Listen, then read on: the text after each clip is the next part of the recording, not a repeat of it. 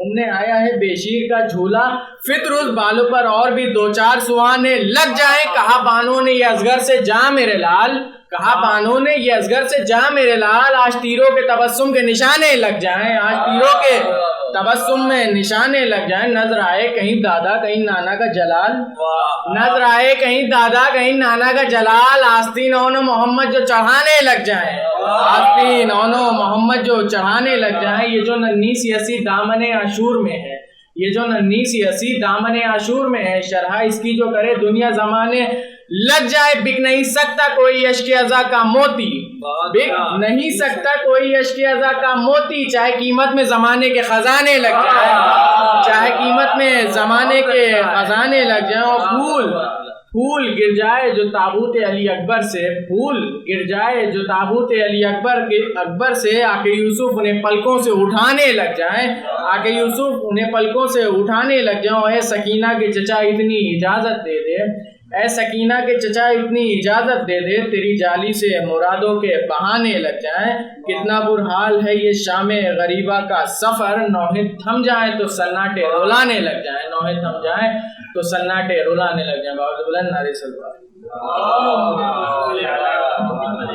میں گزارش کر رہا ہوں اور اللہ موت کی دعائیں اور بارگاہ مولا میں نذرانے کی درپیش کہ پرچم حضرت عباس اٹھائے رکھنا، پرچم حضرت عباس اٹھائے رکھنا، اور شور ماتم سے زمانے کو جگائے رکھنا، شور ماتم سے زمانے کو جگائے رکھنا، تو غم حسین عبادت ہے کوئی رسم نہیں، غم حسین عبادت ہے کوئی رسم نہیں، اپنی نسلوں کو آزادار بنائے رکھنا، اپنی نسلوں کو آزادار بنائے رکھنا۔ نعرہ سلوات۔ کہ 13 برس کی عمر میں پلٹی صفوں پہ صف، 13 برس کی عمر میں پلٹی صفوں پہ صف، قاسم حسن کی جنگ کا عکاس بن گیا، اور اندازے وغا کچھ اس طرح فروا کے لال کا، میدان میں آ کے دوسرا عباس بن گیا، میدان میں آ کے دوسرا عباس بن گیا۔ نعرہ سلوات۔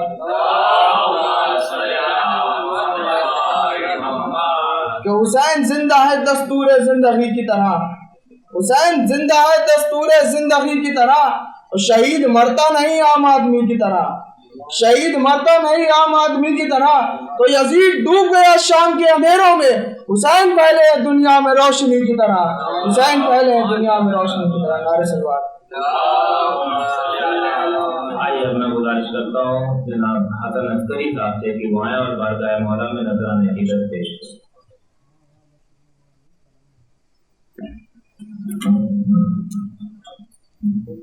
ایک سلام پیش کرنے جا رہا ہوں۔ التجا آپ لوگوں سے اتنی ہے کہ بس اس زینب کا تصور دل میں نہ رکھیے گا کہ جو کربلا سے کوفہ، کوفہ سے شام تک امامت کا سہارا بنی ہے، چند لمحوں کے لیے اس ماں کا تصور کریے گا جو مدینہ واپس جا کے اپنے لال روئے گی۔ ایک سلوات پڑھ دے بھائی محمد عزاداران مظلوم کربلا، میں نے مجلسوں میں سنا ہے کہ بی بی زینب نے اپنے بچوں کا ماتم کہیں نہیں کیا، نہ کربلا میں لاشوں پہ روئی، نہ شام کی راہوں میں روئی، نہ شام کے زندان میں روئی، مگر جب یہ زینب پلٹ کے وطن جائے گی تو کچھ اور ہی عالم ہوگا۔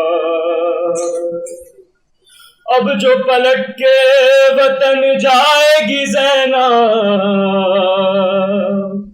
اب اون و محمد کو کہاں پائے گی زینب، حجرے دیکھے گی تو ممتا فروغ پائے گی، ارے زینب تڑپ تڑپ کے پچھاڑے جو کھائے گی، جب مدینے میں نظر آئے گی ویرانی، اگر ماں نہ روئے گی تمہیں، اونو محمد کیوں کر، ماں نہ روئے گی تمہیں اونو محمد کیوں کر۔ بی بی زینب کے صبر کا عالم یہ ہے کہ زندان شام میں بھی جب بچوں کا سر لایا گیا تو منہ کو پھیر لیا۔ دوسرا سماعت فرمائیں۔ جب کہ زندان میں تم دونوں کا سر آیا تھا، میں نہ روئی تھی تمہیں تم کو گلا تو ہوگا معاف کرنا جو اگر ہو سکے الاختے جگر، ماں نہ روئے گی تمہیں اونو محمد کیوں کر۔ مجھ سے پوچھیں گے جو عبداللہ کہاں ہے بچے،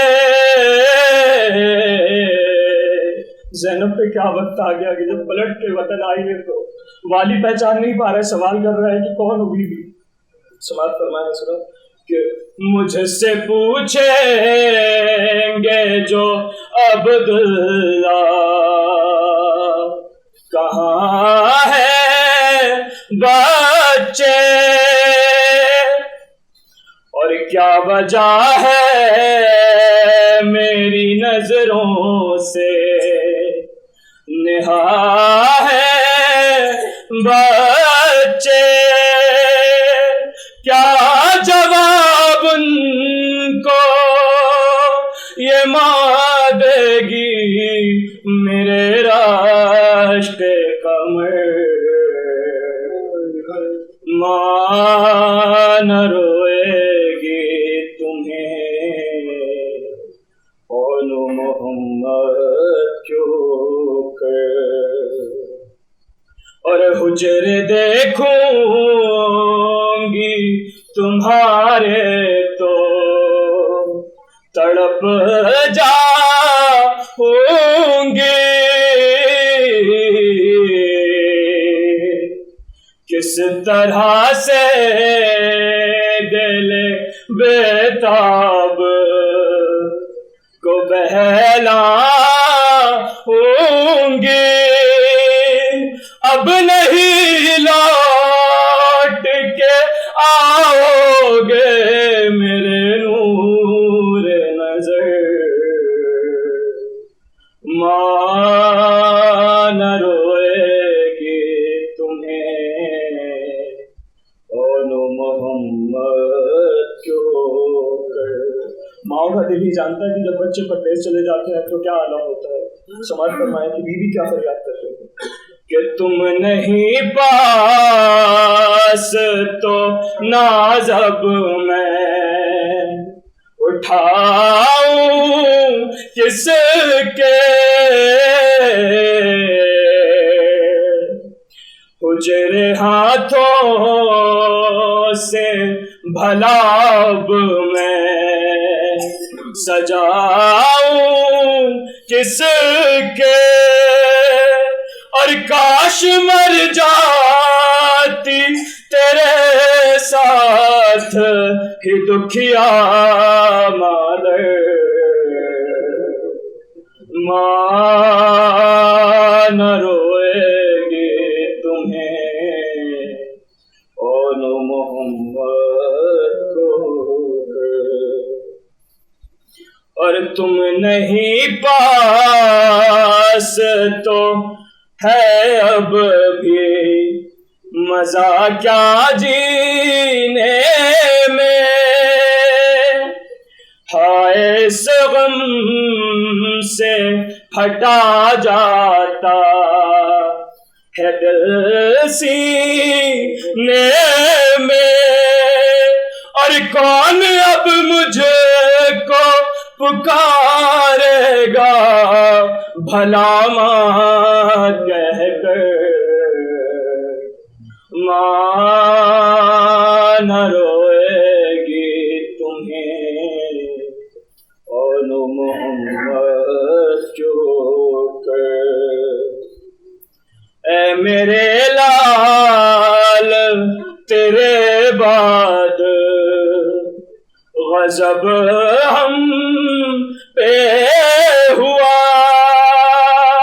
ایک ماں کا شکوہ ہے بچوں سے، سماعت فرمائیں کہ اے میرے لال تیرے بعد غضب ہم پہ ہوا، ہائے اس چشم فلک نے یہ ہے منظر دیکھا، ارے سر برہنا یہ لئی لے گئے ہم کو در در. ماں نہ روئے گی تمہیں اول محمد جو کر. اور آخری مصرع کہ بین سن کر یہ اٹھی پھر یہ بقیے سے صدا کہ غم نہ کھائے میری بیٹی کے یہ ماتم پہ فدا ہے میرے پاس میرے آن محمد کے بھی سر. ماں نہ روئے گی تمہیں آن محمد جو کر. ہمارے سلوات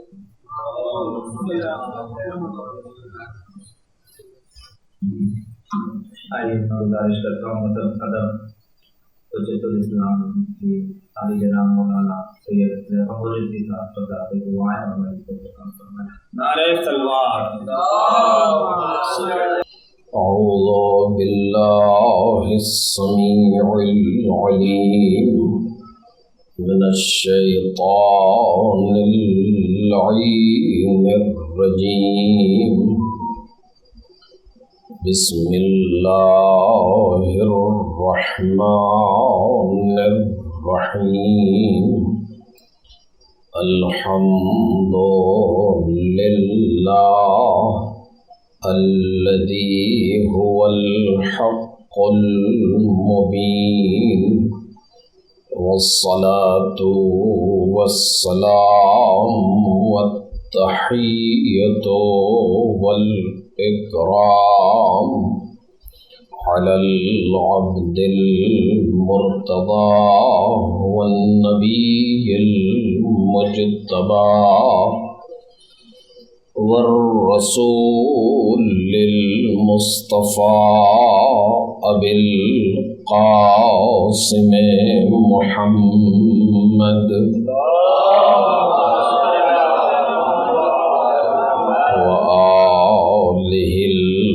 الطيبين الأطهرين الأكرمين المعصومين المظلومين الذين أذهب الله عنهم الرجس وطهرهم تطهيرا.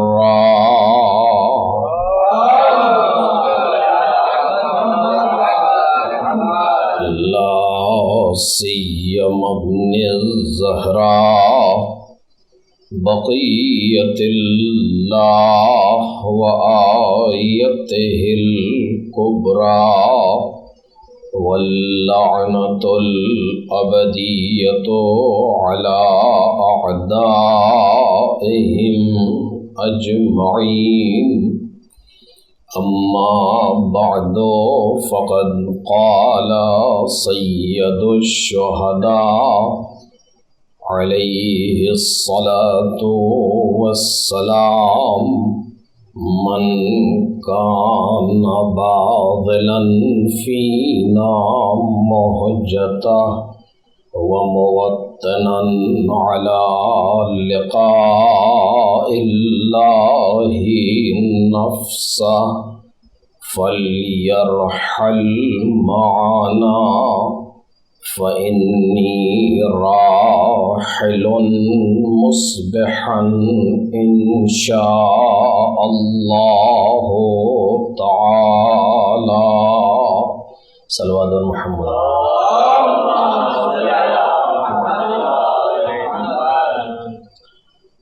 بزرگان محترم اور برادران ارجمند، سرکار سید الشہداء حضرت امام حسین علیہ الصلوۃ والسلام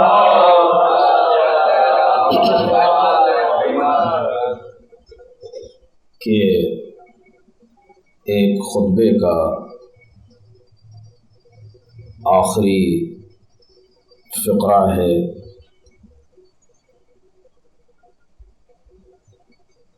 جو اس وقت کی گفتگو کے لیے بطور عنوان اخذ کیا گیا ہے۔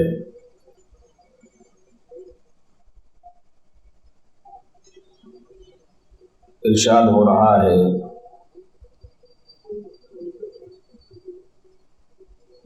کہ من کانا باذلا فینا مہجتا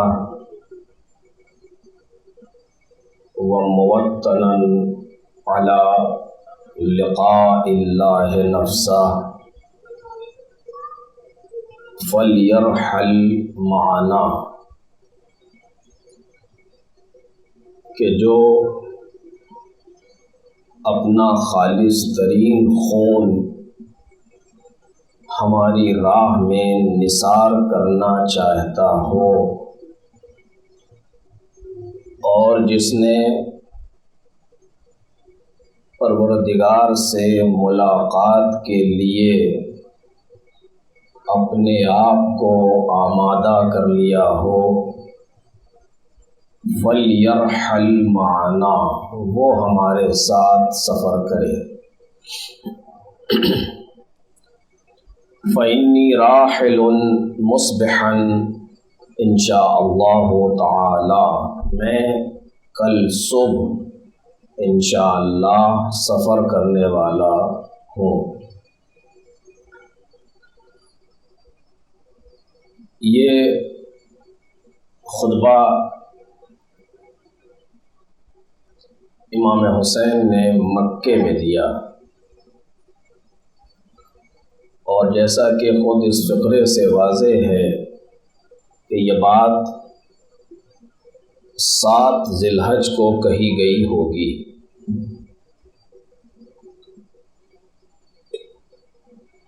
اور تقریباً شب میں یہ خطبہ دیا جانا چاہیے علی القاعدہ۔ جب سارے حاجی مکے میں جمع ہو چکے ہیں، ایسے عالم میں فرزند رسول یہ کہہ رہے ہیں کہ میں مکہ چھوڑ رہا ہوں، میں مکے سے جا رہا ہوں، اور جسے ہمارے ساتھ چلنا ہے اس کے لیے یہ 2 شرطیں ہیں۔ پہلی شرط ہے کہ باذلاً فینا مہجتا، مہجہ یعنی خالص، ہر چیز کی خالص ترین مقدار کو مہجہ کہا جاتا ہے۔ خالص کل شیء، ہر چیز کی خالص ترین مقدار کو مہجہ، اور اسی لیے خون کی خالص کیفیت کو یا خون دل کو مہجہ سے تعبیر کرتے ہیں۔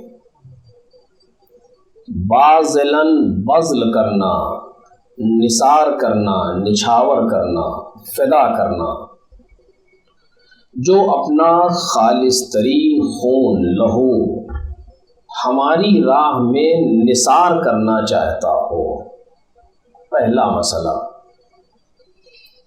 اور دوسری شرط وَمُوَطِّنًا عَلَى لِقَاءِ اللَّهِ نَفْسَهُ، اور اللہ سے ملاقات کے لیے اپنے نفس کو تیار کر چکا ہو، آمادہ کر چکا ہو۔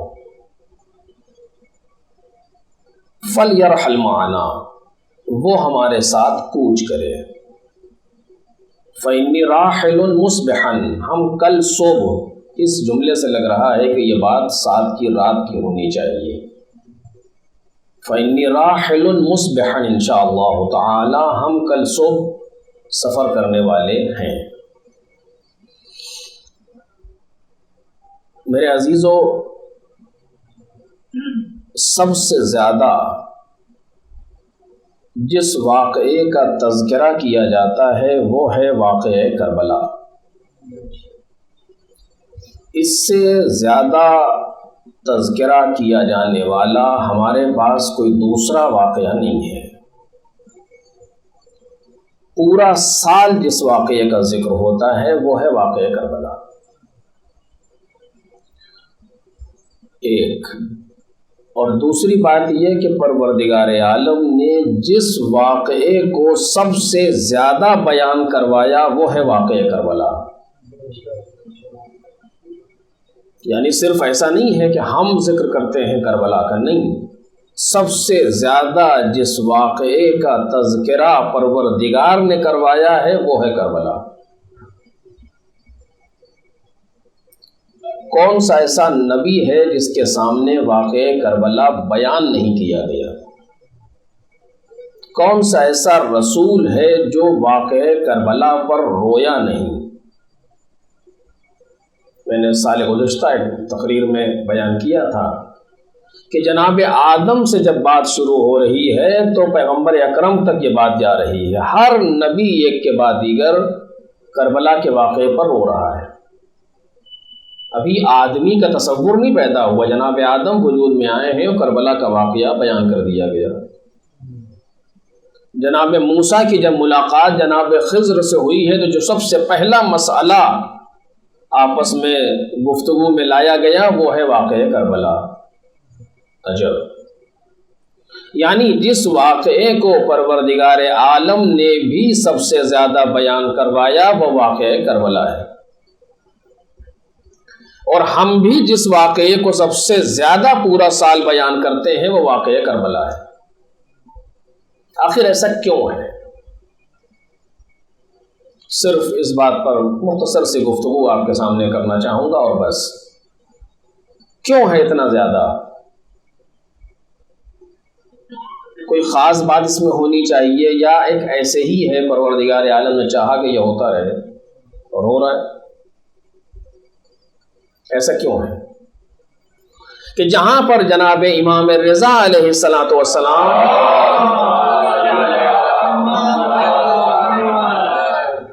ارشاد فرما رہے ہیں ریان سے، ریان ابن شبیب اپنے ایک صحابی سے، ایک ساتھی سے، کہ جب کسی چیز پر رونا آئے، ابن شبیب ان کنت باکیا لشیء، نکرہ استعمال ہو رہا ہے، جب کسی چیز پر تمہیں رونا آئے، فبکے للحسین ابن علی ابن ابی طالب، تو حسین ابن علی ابن ابی طالب پر رونا۔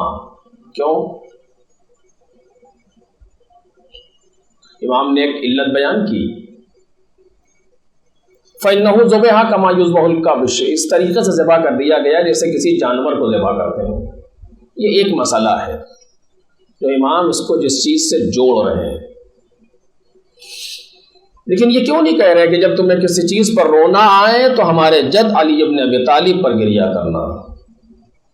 اسلام کی تمام تر کامیابیوں کا ذمہ دار علی ابن ابی طالب ہے، ہر کامیابی کا سہرا علی ابن ابی طالب کا سر ہے۔ اول سے لے کر کے آخر تک پیغمبر کے زمانے میں، لیکن نہیں کہہ رہے. ابن شبیب جب تمہیں کسی چیز پر رونا آئے تو میری جدہ سیدہ پر رونا، کہ جنہوں نے مثلا یہ کہا کہ صبت علیہ مصائب لو انہا صبت علی الایام سرنا لیالیا، نہیں کہہ رہے اے بابا اتنی مصیبتیں آپ کے بعد پڑیں گی، اگر دن پہ پڑتی تو رات ہو جاتی. لیکن امام رضا علیہ السلام نے ان کے لیے بھی نہیں کہا کہ ان پر گریہ کرنا. کسی معصوم کا ذکر نہیں کر رہے ہیں امام رضا، صرف ایک تذکرہ ہے جب کسی چیز پر رونا آئے تو ہمارے جد حسین ابن علی ابن ابی طالب پر گریہ کرنا. یہ بھی جڑا ہوا اسی چیز سے، اس واقعہ کربلا سے امام رضا علیہ السلام نے جوڑ دیا. امام زمان سلام اللہ علیہ جب تشریف لائیں گے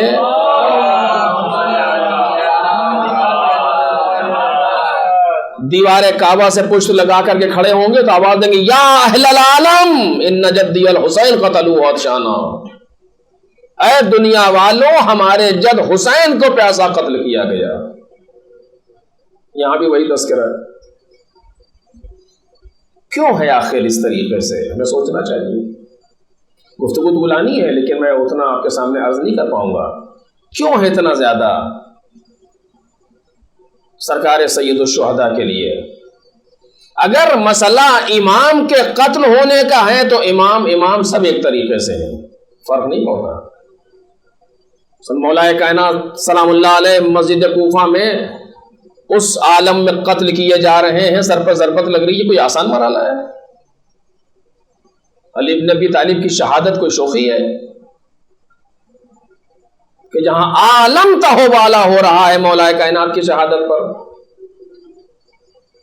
یا مثلا جناب سیدہ سلام اللہ علیہ بین در و دیوار آ رہی ہیں، کوئی آسان مسئلہ ہے یہ کہ جس کے لیے مولا کائنات کہہ رہے ہیں کہ واللہ لابن ابی طالب مات قبل یوم، کاش ابو طالب کا بیٹا اس دن سے پہلے مر گیا ہوتا. مطلب یہ نہیں ہے کہ مولا کائنات راضی پر رضائے پروردگار نہیں، ایسا نہیں ہے، لیکن بیان کرنا ہے کہ جتنا علی ابن ابی طالب کے لیے مرنا آسان ہے اس مرحلے کو دیکھنا مشکل تھا. لیکن میں نے دیکھا، میں نے برداشت کیا اسے. اس مرحلے کا بھی ذکر نہیں کر رہے. ذکر جو ہو رہا ہے وہ کربلا کا ہو رہا ہے، امام حسین سلام اللہ علیہ کا ہو رہا ہے. اگر بعنوان امام دیکھا جائے تو کوئی فرق نہیں پڑتا، مولا کائنات کے لیے بھی نہیں. پھر کیا ہے؟ کیوں ہے اس طریقے سے؟ ہمیں اس پر بالآخر تھوڑا سا غور کرنا چاہیے. ہمارے بچوں کو سوچنا چاہیے، نوجوانوں کو سوچنا چاہیے. بزرگوں سے نہیں خطاب کر رہا ہوں، تو مجھ سے بہتر جانتے ہیں، لیکن بچوں سے اور نوجوانوں سے جن کے جو آئندہ اور آنے والے زمانے کی امانت ہے، ان کو سوچنا چاہیے اس بارے میں کہ بالآخر اتنا زیادہ ہمیں کربلا سے کیوں جوڑا جا رہا ہے. کربلا میں کچھ تو ایسا ہونا چاہیے نا. اگر مسئلہ امام کا دیکھا جائے تو سارے امام ہیں بالآخر. اگر امام زندان کے اندر بھی شہید ہو رہے ہیں تو امام ہیں. اگر امام میدان میں بھی شہید ہو رہے ہیں تو امام ہے، گھر کے اندر بھی شہید ہو رہے ہیں تو امام، فرق نہیں پڑتا کوئی، امام ہے. اور اگر بھوک و پیاس مسئلہ ہے تو دنیا میں بہت سے بھوکے اور پیاسے ہیں جو مر گئے، لیکن کسی کے لیے اس طریقے سے نہیں، کہیں پر بھی اس طریقے سے نہیں. کس چیز پر اتنا زیادہ پہرا لگایا جا رہا ہے، اتنا زیادہ ہمیں متوجہ کیا جا رہا ہے کہ جناب آدم سے لے کر کے امام زمان سلام اللہ علیہ تک تصور چل رہا ہے کربلا کا. کبھی ہوگا تو اس پر اور تفصیل سے آپ کے سامنے گفتگو کروں گا. آج اشارتاً عرض کرنا چاہتا ہوں کیا وجہ تھی کہ اتنا زیادہ اس واقعے کو بیان کیا جا رہا ہے. اور یہ صرف واقعہ ایسا نہیں ہے جس طریقے سے ہم محسوس کرتے ہیں، مثلا کہ امام حسین سلام اللہ علیہ سے یزید نے بیعت طلب کی اور امام حسین نے بیعت سے انکار کر دیا اور اسے کربلا جیسے بیاب ہو گیا صحرا میں گھیر کر کے امام حسین کو شہید کر دیا. بات تمام ایسے نہیں ہے.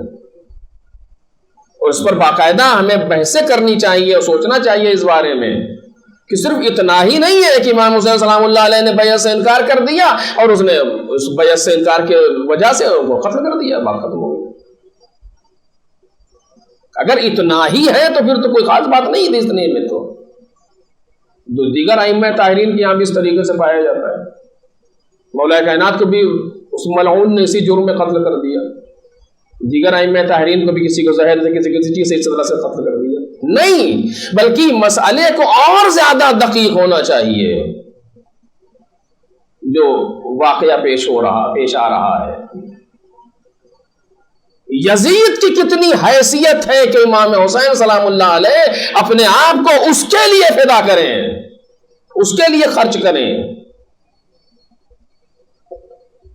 یزید کی کتنی حیثیت ہے کہ سرکار سید الشہداء اپنے بچوں کو لے کر کے جائیں اس کے بیعت کے انکار کے مقابلے میں. دیکھو خاص بات ہے یہ، وہ ہیں کون آخر؟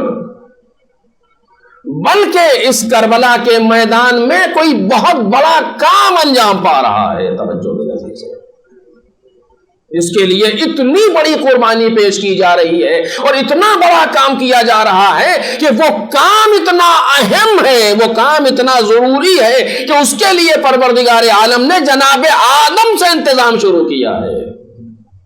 کتنا اہم مسئلہ ہونا چاہیے وہ کہ جس کے لیے جناب آدم سے انتظام ہو رہا ہے اور جناب خاتم تک اور آخری حجت تک تو ذکر موجود ہے آج بھی. اور آج بھی آپ دیکھ لیں ہمارے یہاں بھی ہر بہانے سے کربلا کا ذکر ہو رہا ہے، ہر بہانے سے ہو رہا ہے.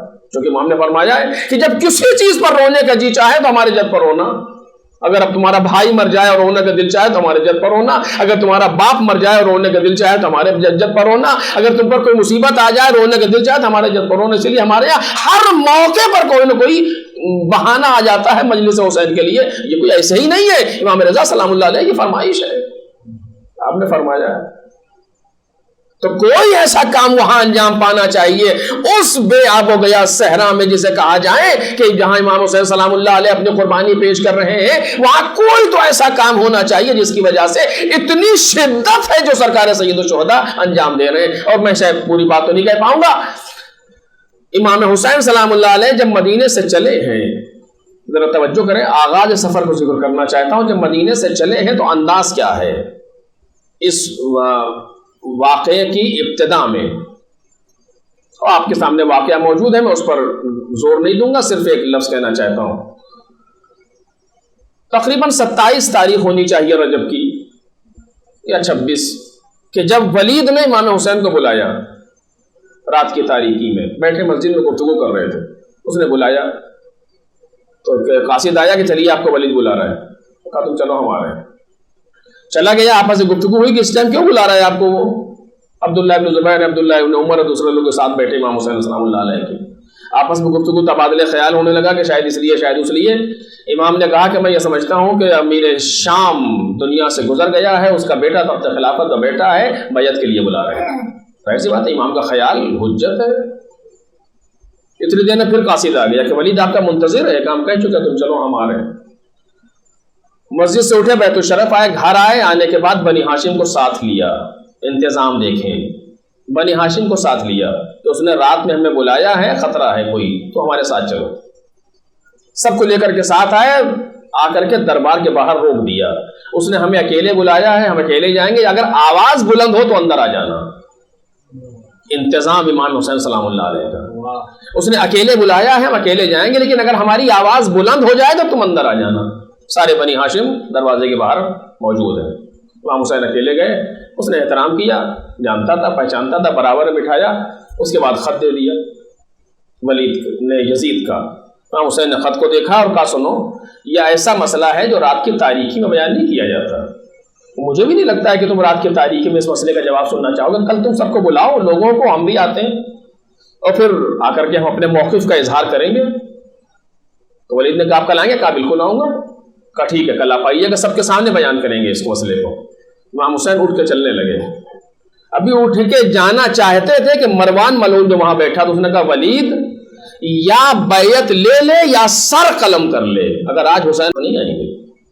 وہ سمجھ رہا تھا کہ جس طریقے سے ہوتا ہے ہر جگہ پر، بس اتنا سننا تھا کہ امام حسین نے آنکھوں میں آنکھیں ڈالی. ابن زرقا انت تقتلونی ام ہو، اے نیلی چشم والی کے بیٹے، تو مجھے قتل کرے گا یا یہ مجھے قتل کرے گا؟ بس یہ آواز اتنی زور سے امام حسین سلام اللہ علیہ کی نے کہی اور ایسی بلند ہوئی آواز کہ بنی ہاشم فوراً دربار کے اندر وارد ہوئے.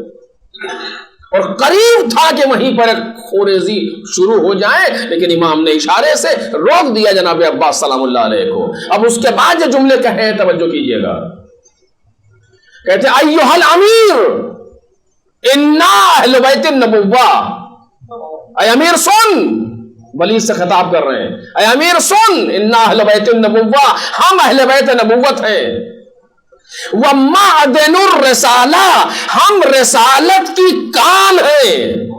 عجیب ہے، ان جملوں پر انسان گفتگو کرتا رہے اور سوچتا رہے ایک سمندر بیان کرنے کے لیے۔ اِنَّا أَهْلَ بَيْتِ النُّبُوَّةِ مَعْدَنُ الرِّسَالَہ، معدن یعنی کان، جہاں سے کوئی چیز نکلتی ہے اسے معدن کہا جاتا ہے۔ یہ سونے کا معدن ہے، یہ لوہے کا معدن ہے، یہ کوئلے کا معدن ہے۔ ہم معدن رسالت ہیں، یعنی ہم وہ مقام ہے کہ جہاں سے رسالتیں پھوٹتی ہیں۔ ایک صلوات پڑھیں محمد اور آلہ۔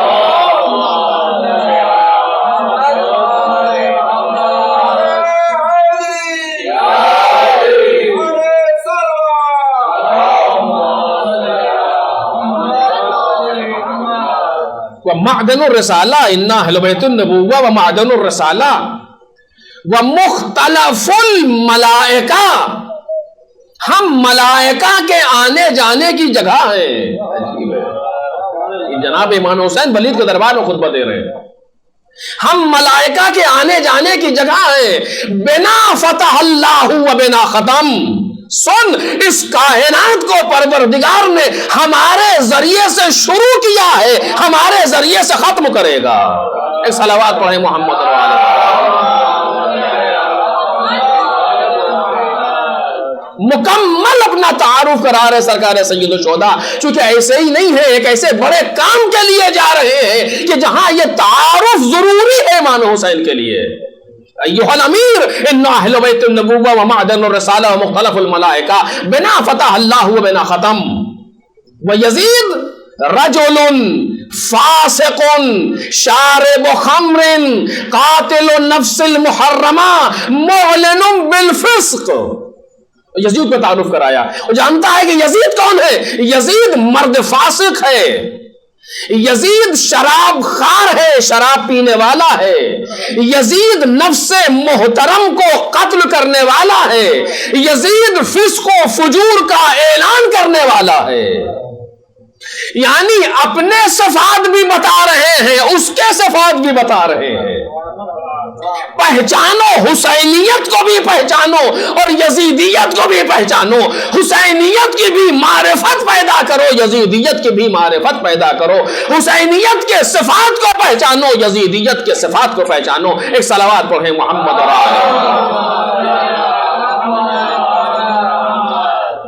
ہم اہل بیت نبوت ہیں، ہم معدن رسالت ہیں، ہم ملائکہ کے آنے جانے کی جگہ ہیں۔ ہمارے ذریعے سے یہ کائنات کا افتتاح ہوا، ہمارے ذریعے سے اس کائنات کا اختتام ہوگا۔ ہم یہ ہیں، یزید مرد فاسق ہے، فاجر ہے، شراب خار ہے، نفس محترم کو قتل کرنے والا ہے، فسق و فجور کا اعلان کرنے والا ہے۔ جب دونوں کو پہچانوا لیا حسین ابن علی نے، مولا یہ کیا کر رہے ہیں؟ کہ آغاز سفر ہے، معرفت سے شروع ہونا چاہیے۔ آغاز سفر کربلا ہے، معرفت سے شروع ہونا چاہیے۔ اگر کوئی ہمارے ساتھ آ رہا ہے تو ہمیں پہچان کے آئے، اگر ادھر جا رہا ہے تو مجھے پہچان کے جائے۔ کوئی بغیر سوچے سمجھے نہ میرے ساتھ آنا چاہیے کسی کو، نہ بغیر سوچے سمجھے اس کے ساتھ جانا چاہیے کسی کو۔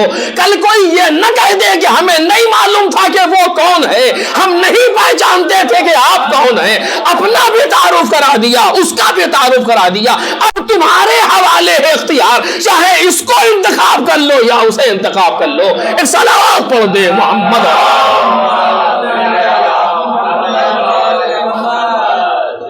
مکمل تعارف کرا رہے سرکار سید الشہداء، اور اس کے بعد بھی توجہ کریں، اس کے بعد بھی گفتگو کو اپنی طرف مبذول نہیں کر رہے، اپنی طرف گفتگو کو نہیں لا رہے۔ جب تعلق کرا لیا انا اہل بیت النبوہ، جم کا صیغہ ہے، پلورل ہے، ہم اہل بیت نبوت ہیں۔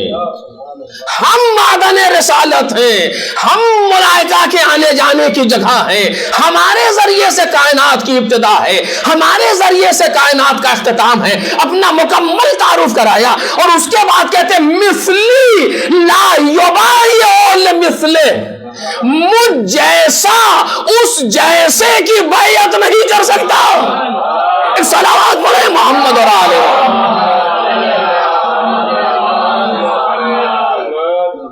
بھائی آپ جانتے ہیں یہاں بزرگ تشریف فرما ہے، ادیب تشریف فرما ہے، خیر الکلامی ما قل ودل، یہ عربی کا ایک مقولہ ہے کہ کلام کی خوبی یہ ہے کہ قلیل ہو اور دلالت کرنے والا ہو، قلیل ہو۔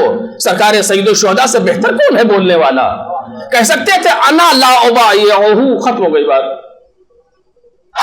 میں اس کی بیعت نہیں کروں گا، میں یہ ہوں وہ یہ ہے، میں اس کی بیعت نہیں کروں گا۔ یہ کہنا چاہیے تھا ان لا ابایعہ، میں اس کی بیعت نہیں کروں گا، لیکن یہ نہیں کہہ رہے، بلکہ کہہ رہے مثلی لا یبایع لمثلہ، مجھ جیسا اس جیسے کی بیعت نہیں کرے گا۔ یعنی یہ نہ سمجھ لینا کہ جنگ یزید اور حسین کی ہے، یزید کی حیثیت کتنی ہے کہ حسین اس کے مقابلے میں تلوار اٹھائے۔ بات یزید اور حسین کی نہیں ہے، خبردار اس واقعے کو بین حسین و یزید قرار مت دینا کہ کربلا میں ایک طرف حسین ابن علی ہے دوسری طرف یزید ہے، نہیں یہ مت سمجھنا، بلکہ کربلا کے مزاج کو پہچانو۔ مثلی لا یبایع لمثلہ، مجھ جیسا اس جیسے کی بیعت نہیں کر سکتا۔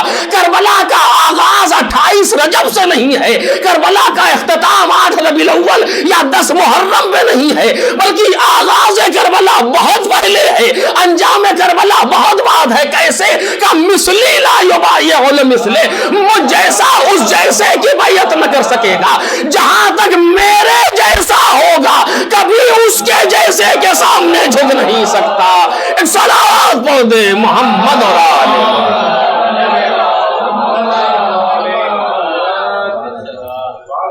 مثلی لا یبایع لمثلہ، مجھ جیسا اس جیسے کی بیعت نہیں کر سکتا۔ فرزند رسول نے اپنی اس تحریک کو اور اپنے اس قیام کو شخصی نہیں بنایا بلکہ شخصیتی بنایا ہے۔ اپنے اس قیام کو اپنے آپ تک محدود نہیں رکھا بلکہ عالم پر اس کو چھا دیا کہ یہ مت سمجھ لینا کہ جنگ ہماری اور یزید کی ہے، یہ نہ مت سمجھ لینا کہ کربلا میں واقع ہو رہی ہے، نہیں بلکہ کربلا ایک ایسا عنوان ہے جو آغاز تاریخ سے انجام تاریخ تک موجود رہے گا، چونکہ بنا فتح اللہ ہوا بنا ختم، جب سے کائنات شروع ہو رہی ہے جب کائنات ختم ہوگی تصور کربلا پوری کائنات پر چھایا رہے گا، چونکہ مثلی لا یبایع لمثلہ۔ اگر جنگ کربلا یا کربلا حسین و یزید کے درمیان ہوئی ہوتی تو 61 ہجری پر تمام ہو گئی ہوتی۔ اگر یہ جنگ وہاں اور دو لوگوں کے درمیان ہو رہی ہوتی تو 61 ہجری پر تمام ہو گئی ہوتی۔ حسین ابن علی نے بیان کر دیا جنگ حسین و یزیدیت کی نہیں ہے، حسین و یزید کی نہیں ہے بلکہ جنگ حسینیت و یزیدیت میں پائی جائے گی۔ جہاں بھی حسینیت ہوگی وہ یزیدیت کے سامنے نہ جھکی ہے نہ جھکے گی۔ ایک صلوات پڑھ دے محمد۔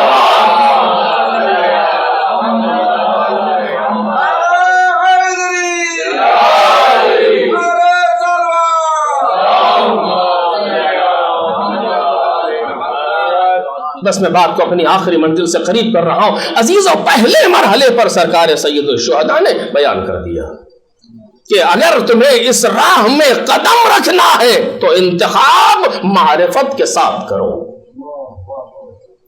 چونکہ جو بھیڑ کی طریقے سے آ رہے تھے سرکار سید الشہداء انہیں کاٹتے ہوئے جا رہے تھے۔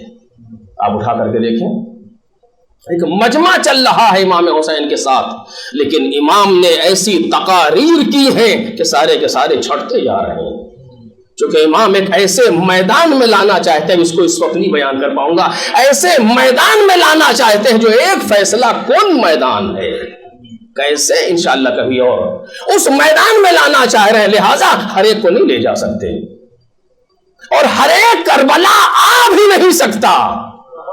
توجہ کیجئے، ہر ایک کربلا آ نہیں سکتا چونکہ کربلا اپنی کیفیات کو پہچانتی ہے۔ کربلا میں آنے کے لیے کوالٹیز ضروری ہیں، کربلا میں آنے کے لیے وہ کیفیتیں درکار ہیں کہ جو کربلا چاہتی ہے۔ آج بھی وہی ہے۔ کل اگر حسین ابن علی نے کہا تھا کہ مثلی لا یبایع مثلہ، تو آج بھی وہی کیفیت ہے۔ یہ مدینے سے کہہ کر کے چلے کہ معرفت رکھو، پہچانو کہ میں کہاں جا رہا ہوں اور کیا کرنے جا رہا ہوں۔ میں نے گزشتہ چند روز قبل تقریر میں ایک اشارتاً بات کہی تھی کہ مدینے سے بھی کہہ کر کے نکلے کہ جو تم میں سے ہمارے ساتھ آئے گا شہید ہوگا۔ سیدھی بات بالکل، جو مخالفت کرے گا وہ کامیاب نہیں ہوگا۔ صاف امام حسین علیہ السلام مدینے سے کہہ کر کے لیے کہ بربی عبارت میں کہہ چکا ہوں، دوبارہ اس کو تکرار نہیں کرنا چاہتا۔ مکے میں آ کر کے کہہ رہے ہیں، بس اسی پر توجہ دے مجلس تمام، مکے میں آ کر کے کہہ رہے ہیں، مکے سے جا رہے ہیں، مکہ پورا چھلک گیا ہے حاجیوں سے، کیونکہ جسے بھی حج کرنا ہے وہ 7-8 تک پہنچ چکا ہوتا ہے، اس کے بعد پھر موقع نہیں ہوتا، 9 سے تو عرفات میں جائے گا۔ اس وقت کہہ رہے ہیں کہ من کانا بادلن فینا موجتا، عجیب ہے، جو اپنا خالص ترین خون میری راہ میں، ہماری راہ میں بہانا چاہتا ہو۔ بہت واقع میرے عزیز، کاش وقت ہو انسان اس پر اور تفصیل سے گفتگو کرے، کیا کہنا کیا چاہتے ہیں۔ یہاں لوگ پر امام حسین سلام اللہ علیہ مولا، یہاں لوگ حج کرنے آئے ہیں، یہ آپ کون سی گفتگو کر رہے ہیں؟ یہ حج کرنے کے لیے آئے، یہ طواف کریں گے، یہ صحیح کریں گے، یہ قربانی پیش کریں گے پروردگار کی بارگاہ میں، یہ معرفت عرفہ کے میدان ہے، مشعر ہے، مینا ہے، یہاں آپ یہ کیا کہہ رہے ہیں کہ ہمارے جو خون بہانا چاہتا ہو، جو اپنا خالص ترین خون ہماری راہ میں بہانا چاہتا ہو، نثار کرنا چاہتا ہو۔ الفاظ ایسے استعمال کیے سرکار سید الشہداء نے کہ جو بہت تفصیل طلب ہیں، جو اپنا خالص ترین خون ہماری راہ میں نثار کرنا چاہتا ہو، بذل کرنا چاہتا ہو، موطنا علی لقاء اللہ نفسا، اور اپنے آپ کو آمادہ کر چکا ہو پروردگار سے ملاقات کے لیے، میرے ساتھ چلے، فلیرحل معنا۔ پروردگار سے ملاقات کے لیے پوری دنیا مکے آئی ہے، توجہ کریں، اور پوری دنیا ادھر سے ادھر سے چاروں طرف سے مہینوں کا سفر کر کے لوگ اللہ کے گھر تشریف لائے ہیں۔ کاش میری بات واضح ہو جائے، پوری دنیا سے آپ یہاں سے جاتے کہاں جا رہے ہیں؟ کہاں جا رہے ہیں؟ بیت اللہ کا طواف کرنے کے لیے جا رہے ہیں، پروردگار کے گھر کو دیکھنے کے لیے۔ ساری دنیا سے لوگ ممنتے ہیں، حج کرنے کے لیے کیوں جاتے ہیں؟ خدا کی ایک ایسی عبادت ہے جس کو انجام دینے کے لیے ملاقات ہے پروردگار کے لیے، جہاں جا کر کے حاجی پہلا عمل یہی ہے کہ کہے لبیک اللہم لبیک، پروردگار ہم تیری بارگاہ میں حاضر ہو گئے، میرے مالک تیری بارگاہ میں آ گئے۔ پہلا عمل احرام محرم ہونے کے بعد پہلا لفظ یہی ہے لبیک اللہم لبیک۔ لبیک کہتا ہوا حاجی مکے پہنچ رہا ہے، خدا سے ملاقات کے لیے مکے آ رہے ہیں، اور آپ کہہ رہے ہیں جس کو اللہ سے ملاقات کرنی ہو وہ ہمارے ساتھ چلے۔ ایک صلوات پڑھے محمد اور آلہ۔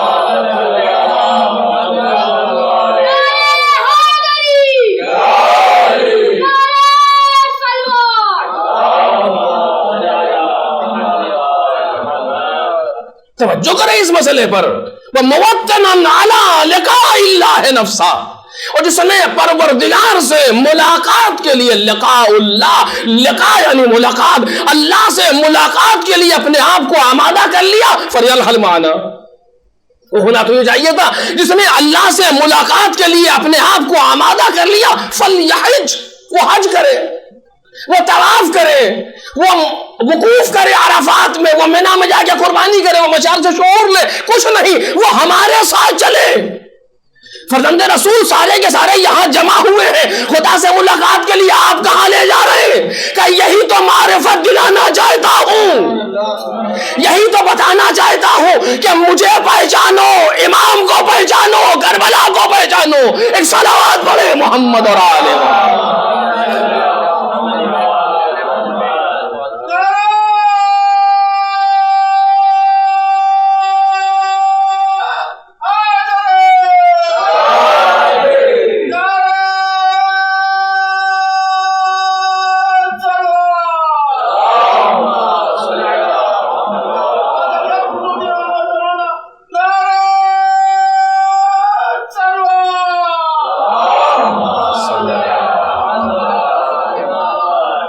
کہ یہی تو بتانا چاہتا ہوں کہ پہچانو ملاقات پروردگار کا مطلب کیا ہے. اب یہ خود ایک موضوع ہے جو فرزند رسول نے چھیڑا ہے اس لفظ سے، جس کو بیان کرنے کے لیے وقت درکار ہے، لیکن اس وقت عرض نہیں کروں گا. صرف اسی جگہ پر روکنا چاہ رہا تھا کہ جو اللہ سے ملاقات کرنا چاہتا وہ ہمارے ساتھ چلے. یعنی اگر کعبہ جیسی جگہ بھی امامت سے خالی ہو جائے تو کوئی فائدہ نہیں ہے. کعبے جیسی جگہ بھی اگر امام حج بیت اللہ کو چھوڑ کے چل دے تو کعبے پہ رہنا ملاقات باری تعالیٰ کا سبب نہیں ہے. اب یہ خود ایک بہت بڑا موضوع ہے، لیکن ابھی اس وقت اس کو عرض نہیں کر سکتا ہوں. فَلْيَرْحَلْ مَعَنَا، وہ ہمارے ساتھ چلے. یعنی پھر حسین ابن علی نے اختیار دیا. بس اسی لفظ پر بات تمام ہوگی. پھر مولا نے اختیار دیا، ولید کے دربار میں سمجھایا میں کون وہ کون، مثلی لا یبایعون مثل، مجھ جیسا اس جیسے کی بیعت نہیں کرے گا، نہ ابھی نہ کبھی، ممکن ہی نہیں ہے. یہ وہاں بتا دیا اختیار تمہارے ہاتھ میں ہے، جو راستہ چاہو اختیار کرو. مکے میں آ کر کے جب سارے حاجی جمع ہے تو جسے خون بہانا ہو اور اللہ سے ملاقات کرنا ہو وہ میرے ساتھ چلے، اختیار تمہارے پاس ہے. یہاں بھی معرفت دے رہے ہیں، وہاں بھی معرفت دے رہے ہیں. میرے عزیزو کربلا معرفت چاہتی ہے، بس کربلا معرفت چاہتی ہے. واقعات کربلا کو سن لینا ایک مرحلہ ہے، اور واقعات کربلا کے مطابق اپنی زندگی کو بدل دینا دوسرا مرحلہ ہے. ورنہ حاجی تو وہاں بھی تھے جو فرزند رسول کی بات کو سن رہے تھے. سن کر کے امام حسین کی بات کو سن کر کے قبول کرنا ایک مسئلہ ہے، اور امام حسین کی بات پر عمل کرنا دوسرا مسئلہ ہے.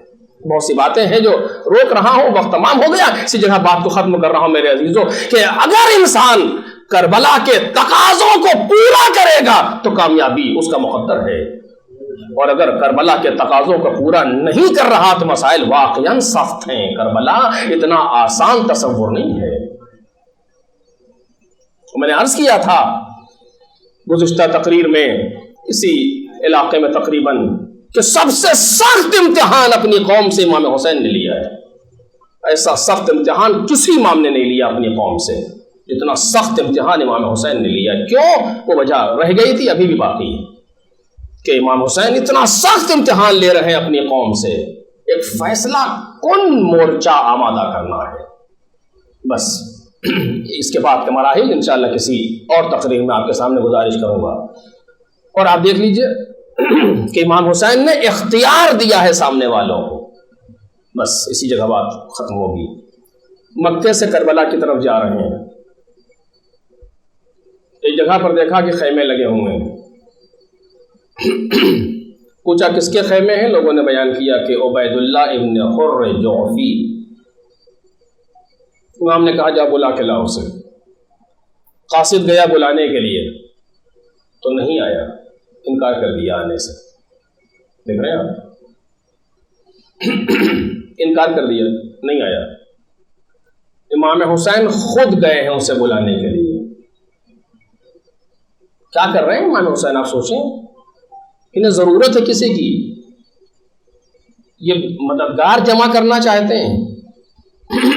شاید تاریخ لکھ دیتی کہ حسین کو مددگار کی ضرورت تھی، لہذا جا رہے تھے کہ جو جہاں مل جائے بلا کر کے لا رہے تھے کہ ہم اکیلے ہیں آؤ. شاید اسی بات کو رد کرنے کے لیے امام حسین نے شب عاشور کا جس کا جہاں دل چاہے چلا جائے.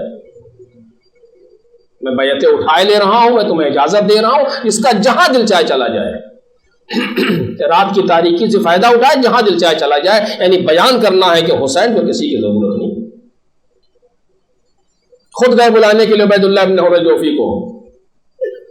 اس نے امام حسین کو دیکھا، استقبال کیا، پہچانتا تھا.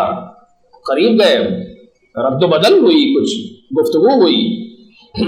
اس نے مذاق کیا امام حسین سے کہ مولا آپ کی داڑھی ابھی کالی ہے یا آپ نے خضاب کیا ہوا ہے. یہ جملہ لکھا مقتل نے، اتنا زیادہ قریب گفتگو کر رہا ہے. امام حسین نے کہا کہ پیری نے مجھ پر شتاب کیا ہے، جلدی کی ہے.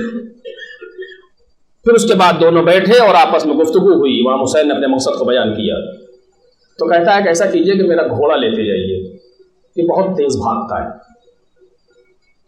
اور جب میں اس پر بیٹھ کے کسی کو میں نے دوڑایا ہے تو مجھ سے بھاگ نہیں پایا وہ، اور اگر میں بھاگا ہوں تو کوئی مجھے پکڑ نہیں پایا. گھوڑے کی صفات بیان کرے امام حسین کے سامنے. لیکن کتنا گر جاتا ہے انسان، کتنا پست ہو جاتا ہے انسان اس دنیا کے دلدل میں پھنس کر کے. ہمیں متوجہ رہنا چاہیے عزیزو. جب یہ دیکھا امام حسین نے تو قرآن مجید کی آیت کا ایک فقرہ پڑھا اور اٹھ گئے. کہتے ما کنت متخذ المضلین عضدا، میں گمراہ کرنے والوں کو اپنا بازو نہیں بناتا. یہ کہہ کر کے فرزند رسول اٹھ گئے. مجھے نہ تیری ضرورت ہے نہ تیرے گھوڑے کی ضرورت ہے. چلے آئے. نہیں آیا. اور آپ نے اس کو دیکھا ہوگا مختار نامے میں یہ کردار موجود ہے ابن حر کے نام سے، کہ وہی ہے نہایت خبیث ترین کیریکٹر. بہرحال آگے چلے. ایک جگہ پہ دیکھا پھر خیمے لگے. پوچھا کس کے خیمے کا؟ زہیر ابن قیم کا. جاؤ زہیر کو بلا کے لاؤ. زہیر حج کر کے واپس آ رہے ہیں، اور جب قاصد آیا تو زہیر کی جو پورا کارواں تھا، جانتے ہو زمانے میں لوگ اکیلے نہیں چلتے تھے، پورا کارواں تھا زہیر کے ساتھ میں، تو بیٹھے لوگ کھانا کھا رہے تھے. قاصد نے آواز دی زہیر کا. کون کا؟ میں حسین بن علی کا قاصد، مولا نے تمہیں بلایا ہے. جس کے ہاتھ میں لقمہ تھا اس نے دسترخوان پر رکھ دیا. سب سر جھکا کے بیٹھ گئے. کیا کریں؟ سارے لوگ زہیر کی طرف دیکھ رہے ہیں. زہیر سر جھکائے بیٹھے ہیں. زوجہ نے پوچھا زہیر خیریت تو کیا ہوا؟ کہا جس سے ڈر تھا وہی ہوا. کہا کیوں؟ کہا حسین نے بلا لیا ہے. کہا پھر؟ کہا جدھر حسین جا رہے ہیں سوائے موت کے کچھ نہیں ہے، اور میں اس جنگ میں بے طرف رہنا چاہتا تھا، لیکن اب حسین بلا رہے ہیں، سمجھ میں نہیں آ رہا کیا کروں. تو زوجہ کہتی زہیر تم پرواہ ہو، نبی کا نواسہ بلا رہا ہے اور تم جانے میں سوچ رہے ہو. ارے جاؤ تو دیکھو حسین کہتے کیا ہیں. زوجہ نے تھوڑی سی غیرت دلائی تو زہیر اٹھے چلے. آگے آگے قاصد، پیچھے پیچھے زہیر آئے. امام حسین نے آتے ہوئے دیکھا، مسکرائے، زہیر کا استقبال کیا، کھڑے ہوئے. یہ بڑا مہمان نواز گھرانہ ہے، یہ لوگوں کو اس کی حیثیت سے زیادہ عزت دیتا ہے. مقتل کے جملے ہیں کہ امام حسین نے زہیر کا ہاتھ پکڑا، ایسے بغل میں ہاتھ کو دبایا اور لے کر کے چلے. کچھ دور گئے، اب دونوں اکیلے ہیں امام حسین اور زہیر. کچھ گفتگو ہوئی جا کر کے. کیا گفتگو کی؟ امام حسین نے، مقتل نے لکھا کہ امام حسین نے کہا زہیر تم بابا کے ساتھ ایک جنگ پر تھے، پانی کس والی ایک جنگ تھی، تمہیں یاد ہے؟ کہا جی مولا یاد ہے. بابا کے ساتھ نہیں، مولا کائنات کے ساتھ زہیر جنگ پہ تھے. وہ کہا جب سے واپس آئے تھے تو ایک جگہ پر مال غنیمت تقسیم ہوا تھا، تم کو تمہارا حصہ دیا گیا تھا، تمہیں یاد آیا؟ کہا مولا یاد ہے. کہا اس وقت تم سے سلمان نے کیا کہا تھا؟ کہا مجھ سے کہا تھا کہ زہیر تم اپنے حصے پر راضی ہو؟ تو میں نے کہا تھا کہ ہاں راضی ہوں. تو انہوں نے کہا تھا ایک دن آئے گا جب تم کو اسی زمین پر بڑی خوشی ملے گی. کہا زہیر تمہیں یاد ہے نا وہ جملہ؟ کہا ہاں مولا یاد ہے. کہا جہاں کھڑے ہو یہ وہی زمین ہے، ابھی جہاں پر کھڑے ہو یہ وہی زمین ہے. اس کے بعد مولا نے اپنے سارے مقصد کو بیان کیا کہ میں کیوں نکلا ہوں، کہاں جا رہا ہوں، کیا چاہتا ہوں. بس زہیر نے سنا تو انقلاب پیدا ہوا، کیونکہ معرفت چاہیے حسین کے ساتھ جانے کے لیے. ایک انقلاب پیدا ہوا زہیر کے اندر. وہ واپس آئے اور آنے کے بعد اپنے خیموں کی تنابیں کھولنا شروع کر دی. کسی نے پوچھا کیا کر رہے ہو زہیر؟ کہا میں حسین ابن علی کے ساتھ جا رہا ہوں، جس کو میرے ساتھ آنا ہے آئے ورنہ ملاقات اب قیامت میں ہوگی. زوجہ سے کہا کہ میں نے تجھے طلاق دے دیا، تو آزاد ہو جا، اپنے بھائی و غلام کے ساتھ کوفے چلی جا، میں جا رہا ہوں مولا کے ساتھ. کہا زہیر خیریت تو کیا ہوا؟ کہا ہم حسین ابن علی کے ساتھ جا رہے. پورا واقعہ زہیر نے بتا دیا جو مولا نے جو زہیر کو یاد دلایا تھا. اور اس کے بعد زوجہ کہتی ہے کہ زہیر ہم بھی تمہارے ساتھ چلیں گے. کہا تو ہمارے ساتھ نہیں چل سکتی. کہا کیوں؟ کہا ہم تم ساتھ زندگی کا لے کر کے آگے بڑھ رہے تھے، لیکن اب ہم مرنے کے لیے جا رہے ہیں. کہا زہیر کوئی بات نہیں، اگر تو اپنی جان قربان کر دو گے مولا پر تو میں تمہارے لیے مانے اور رکاوٹ نہیں بنوں گی، میں فرش ایسا بچھا لوں گی تمہارے لیے۔ لیکن زہیر نے کہا نہیں، ہم تمہیں نہیں لے جا سکتے۔ کہا اب کیا ہوا آخر، ہم تمہیں روکیں گے نہیں زہیر، یقین کرو۔ کہا تجھے پتا نہیں ہے جب اس قوم میں جب کسی کو قتل کرتے ہیں تو اس کی ناموس کو اسیر کر لیتے ہیں، مجھے یہ گوارا نہیں ہو رہا کہ میرے مرنے کے بعد تو ان ظالموں کی اسیر بن جائے۔ میں اتنا سننا تھا کہ زہیر کی زوجہ دلہم کہتی ہے زہیر حسین کے ساتھ بھی تو خواتین ہیں، مولا کے ساتھ بھی تو خواتین ہیں۔ میں جیسے ہی سنا تیوری ببل پڑ گئے، اپنے آپ کو ان سے ملا رہی ہے، ارے وہ تو نبی زادیہ ہے، وہ تو علی و فاطمہ کی بہو بیٹیاں ہیں، کس کی مجال ہے جو ان کی طرف نظر بھر کر کے دیکھے۔ اے زہیر کاش تمہیں پتا ہوتا۔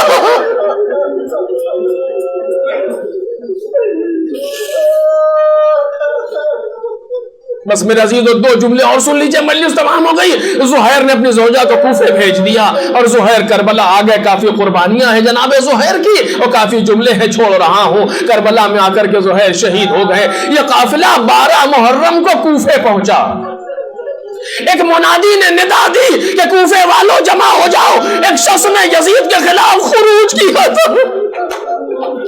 اللہ اللہ، لفظ خروج وہ بھی حسین ابن علی کے لیے، زبان جل جائے اگر تصور پیدا ہو جائے۔ ایک شخص نے خروج کیا تھا، ہم نے ان کے مردوں کو قتل کر دیا، ان کی ناموس کو اسیر کر کے لا رہے، تماشا دیکھنے آؤ۔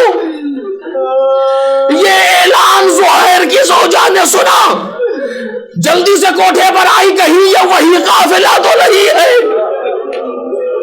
اب جو دیکھنا شروع کیا جی منظر دیکھا، ہاں سر سے پاؤں تک لوہے میں ڈکلا ہوا ایک کوئی جوان آ رہا ہے، اس کے پیچھے پیچھے نوکے نیزہ پر کچھ سر آ رہے ہیں۔ اب جو دیکھا تو ایک نوکے نیزہ پر زہیر کا سر آ رہا تھا، پہچان لیا، سر پیٹا سہاگ اجڑا تھا، ہاتھوں کو بلند کیا، پروردگار تیرا شکریہ، تو نے زہیر کو قبول کر لیا۔